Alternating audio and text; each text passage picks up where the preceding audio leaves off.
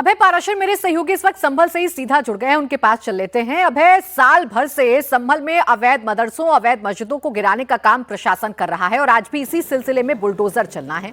क्या बुलडोजर चलना शुरू हो गया है? क्या तस्वीरें हैं? देखिए, बिल्कुल प्राची, शनिवार को योगी आदित्यनाथ जो हैं उनका दौरा है संभल में।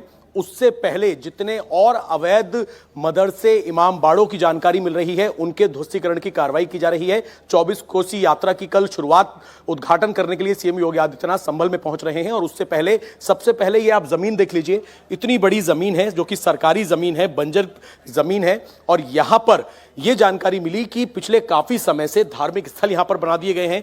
ये आप देखिए, एक दरगाह बनाई गई है, ना केवल दरगाह बल्कि उसकी चारों तरफ से बाउंड्री करके गेट बना दिया गया है, जहां पर लगातार धार्मिक कार्यक्रम हो रहे थे। ना केवल इस तरीके से दरगाह बनाई गई, शुरुआत हुई दरगाह बनाने से, दरगाह की बाउंड्री की गई और उसके बाद अवैध कब्जा किस कदर बढ़ा, ये आप देखिए बगल में इतना बड़ा इमाम बाड़ा। इस दरगाह की आड़ में पहले दरगाह की बाउंड्री की गई और उसके बाद एक नया कंस्ट्रक्शन किया गया। काफी बड़ा इमाम बाड़ा यहां पर बनाकर तैयार कर दिया गया। सामने आप देखेंगे, गिनती से मैं आपको दिखा दूं, बुलडोजर नंबर 1, बुलडोजर नंबर 2 और बुलडोजर नंबर 3, 3 बुलडोजर यहां पर लाए गए। इमाम बाड़े के यहां पर लोग मौजूद नहीं थे, उनको पता था कि आज ध्वस्तीकरण की कार्रवाई होनी है, किसी ने चाबी नहीं दी, तो बुलडोजर से सबसे पहले इनके जो ये शटर थे इनको तोड़ा गया। और अंदर आप देख लीजिए, ये इमाम बाड़ा यहां पर बनाया गया था। कोई भी अगर धार्मिक कार्यक्रम संभल के अंदर होता था जिसमें दूसरे शहरों से जो मौलाना है वो यहां पर आते थे, तकरीरें करते थे, धार्मिक आयोजन करते थे, उनके रहने की यहां पर व्यवस्था की जाती थी। यहां पर लगातार पिछले 1 साल से धार्मिक कार्यक्रम बढ़ते जा रहे थे, इसीलिए इस नए कंस्ट्रक्शन को यहां पर बनाया गया। ताजिया यहां पर रखे जाते थे, तकरीरें यहां से दी जाती थी और ये हो रहा था सरकारी जमीन पर। और साफ तौर पर यह निर्देश है पूरे उत्तर प्रदेश के अंदर कि कोई भी धार्मिक स्थल के नाम पर अवैध कब्जा नहीं होने दिया जाएगा। और उसके चलते ही पिछले 1 साल से संभल में लगातार अवैध कब्जों के ऊपर प्रशासन का बुलडोजर चल रहा है।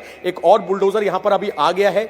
डीएम और जो यहां के एसपी हैं, बिल्कुल, जितने भी अवैध कब्जे हैं उनको कब्जा मुक्त करवाया जाएगा और इसके लिए बुलडोजर एक्शन जहां जहां जरूरी होगा वहां वहां बुलडोजर एक्शन भी होगा। शुक्रिया आपका तमाम जानकारी के लिए। और अब बात करेंगे पश्चिम बंगाल की, जहां कोलकाता एयरपोर्ट के रनवे के करीब मस्जिद को शिफ्ट करने को लेकर सियासी विवाद तेज हो गया है। टीएमसी के नेता और ममता बनर्जी सरकार में मंत्री रहे सिद्दीकुल्ला चौधरी ने आज इसी मस्जिद में जुमे की नमाज पढ़ने का ऐलान कर दिया है। सिद्दीकुल्ला चौधरी ने कहा कि उनके साथ कई मुस्लिम नेता रनवे के करीब इस मस्जिद में जुमे की नमाज पढ़ेंगे। हालांकि एयरपोर्ट प्रशासन ने इस मस्जिद में फिलहाल नमाज पढ़ने पर रोक लगा रखी है। आज इलाके में धारा 163 लागू कर दी गई है। केंद्र सुरक्षा बल और बंगाल पुलिस की फोर्स एयरपोर्ट के पास तैनात कर दी गई है ताकि किसी भी सूरत हाल में माहौल ना बिगड़ पाए।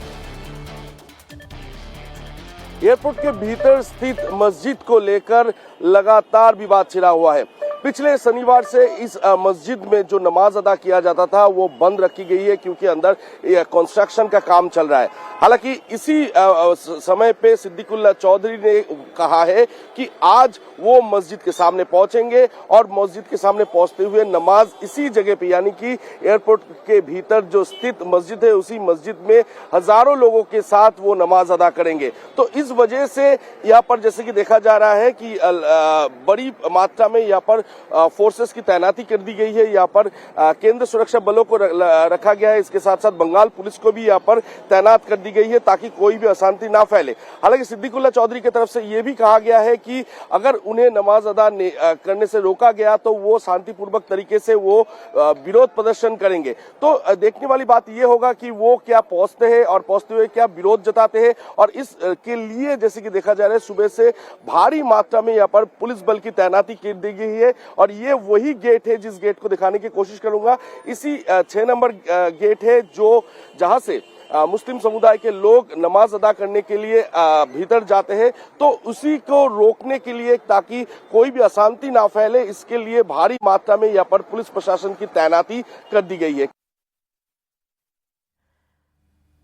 अब सिद्दीकुल्ला चौधरी ने भारी संख्या में लोगों से नमाज में शामिल होने को कहा है। उन्होंने क्या मुस्लिम समाज के लोगों से अपील की है, ये भी आप सुन लीजिए।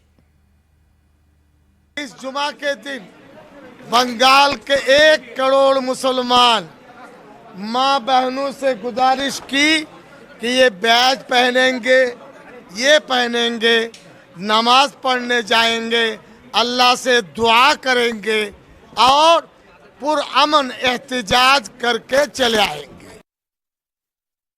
अब एक तरफ सिद्दीकुल्ला चौधरी हैं जो नमाज पढ़ने की जिद पर अड़े हुए हैं, तो दूसरी तरफ पश्चिम बंगाल बीजेपी के अध्यक्ष समीक भट्टाचार्य ने कहा है कि अगर वहां कोई हनुमान मंदिर भी होता तो उसे भी दूसरी जगह पर शिफ्ट किया जाता।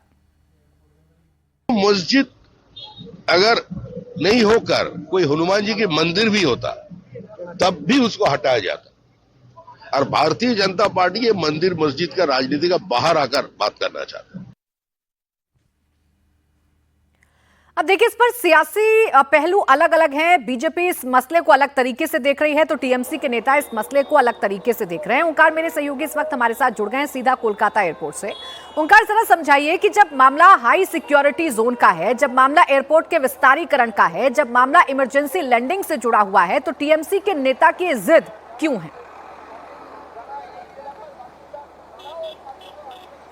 जी देखिए, सिद्दीकुल्ला चौधरी की तरफ से जो कहा गया है कि ये जो मस्जिद है ये 136 साल पुरानी है और ये मस्जिद उन्होंने तैयार नहीं किया है। पिछले 136 साल से ये मस्जिद इसी रनवे से 165 मीटर दूरी पर स्थित है। तो अब क्या अचानक से क्या प्रॉब्लम आ गया कि इसमें नमाज अदा नहीं किया जा सकता है, तो इसी के लिए वो अड़े हुए हैं। और उनका जो कहना है, कल उन्होंने जो बात कही है कि करोड़ों लोगों के साथ, करोड़ों मुसलमान समुदाय के लोगों के साथ वो एयरपोर्ट में पहुंचेंगे और एयरपोर्ट के अंदर स्थित जो मस्जिद है उसी मस्जिद में जाकर वो नमाज अदा करेंगे। हालांकि तब से जैसे कि आज सुबह से देखा जा रहा है कि बीएनएस के 163 धारा इस इलाके में लगा दी गई है। एक बार विजुअल दिखाने की कोशिश करूंगा। यहाँ पर ये वही गेट है, 6 नंबर गेट, जिस गेट्स के जरिए सीआईएसएफ बसेस के जरिए मुसलमान समुदाय के लोगों को अंदर लेकर जाते थे मस्जिद में नमाज अदा करने के लिए। हालांकि पिछले शनिवार से ये 7 दिनों के लिए बंद रखा गया है क्योंकि यहाँ पर कंस्ट्रक्शन का काम एयरपोर्ट के अंदर चल रहा है। तो आज जैसे कि ये जिद पर अड़े हुए हैं सिद्दीकुल्ला चौधरी की वो करोड़ों मुसलमान समुदाय लोगों को लेकर वो अंदर जाएंगे और नमाज अदा करेंगे। तो इसमें कोई अशांति ना फैले, इसके लिए पुलिस प्रशासन की तरफ से सभी व्यवस्थाएं की गई है। एक बार विजुअल दिखाने की कोशिश करेंगे। यहाँ पर सीआईएसएफ यानी केंद्रीय सुरक्षा बलों की भारी मात्रा में तैनाती यहाँ पर रखी गई है ताकि कोई भी अशांति ना फैले। तो यहाँ पर भारी मात्रा में पुलिस प्रशासन है, बंगाल पुलिस यहाँ पर है और ताकि कोई भी अशांति ना फैले। यहाँ पर ये विजुअल थोड़ा दिखाने की कोशिश करूंगा कि कितने भारी मात्रा में पुलिस यहाँ पर तैनाती की गई है ताकि कोई भी प्रॉब्लम ना आए। हालांकि सिद्दीकुल्ला चौधरी के साथ हमारा बातचीत हुआ था तो उनका जो कहना है कि वो अगर परमिशन पुलिस की तरफ से दिया जाता है तो ही वो पहुंचेंगे और परमिशन नहीं दिया जाता है तो अलग अलग जो मस्जिद है उसी मस्जिद में नमाज अदा किया जाएगा। फिलहाल के लिए जैसे कि देखा जा रहा है यहाँ पर भारी मात्रा में सुरक्षा कर्मी यहाँ पर मौजूद रखा गया है। और ये जो मस्जिद है, ये मस्जिद जो रनवे है, रनवे से केवल 165 मीटर की दूरी पर है। तो ये कहीं ना कहीं इमरजेंसी लैंडिंग और रनवे एक्सटेंशन का काम इसके वजह से रुका हुआ है।